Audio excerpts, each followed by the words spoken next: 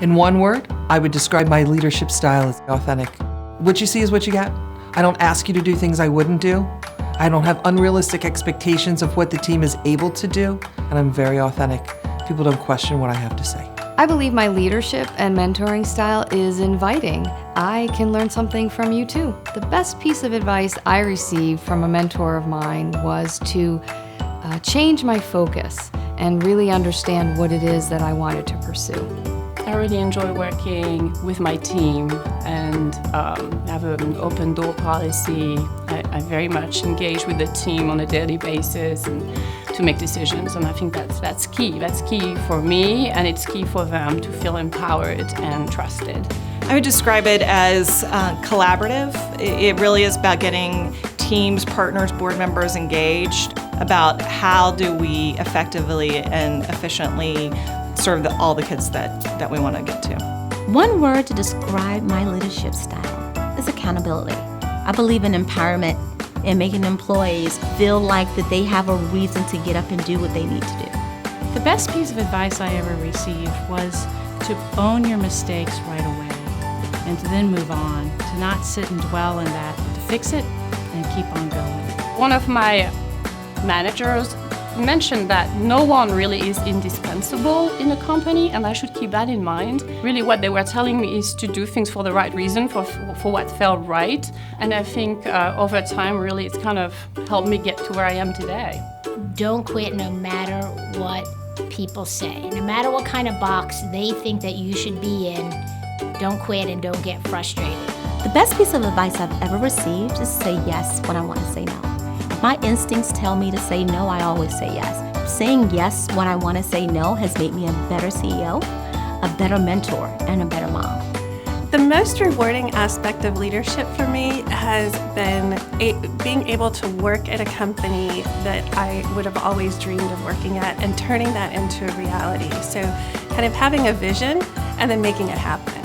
Sedalia and I summited Mount Kilimanjaro on Thanksgiving Day of 2014 and raised a few $100,000 through the generous support of the state of Maryland and Washington, D.C., and we are very, very grateful for that. To lead by example and the opportunity to give my staff exposure to things that I know people go through their lifetime never being exposed to.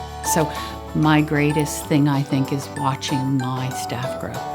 We have interns, so we have young grads that come in and just kind of training them and then seeing how they change through from the first time they walk in our door to that interview to kind of helping them grow to become who they are, and now they're, being promoted because of the roles that they've taken on.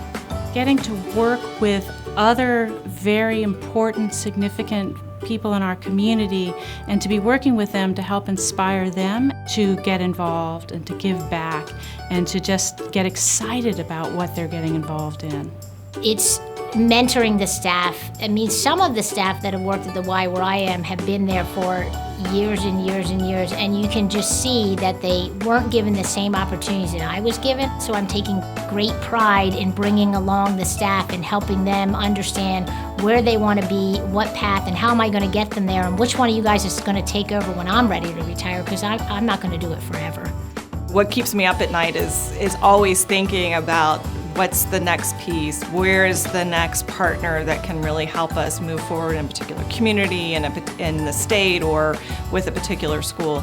People will be surprised to learn that I'm an introvert. I mean, most people actually see me as a social, very extroverted person, but I'm actually an introvert. The best piece of business advice I think I've ever received is to not get comfortable and expect change.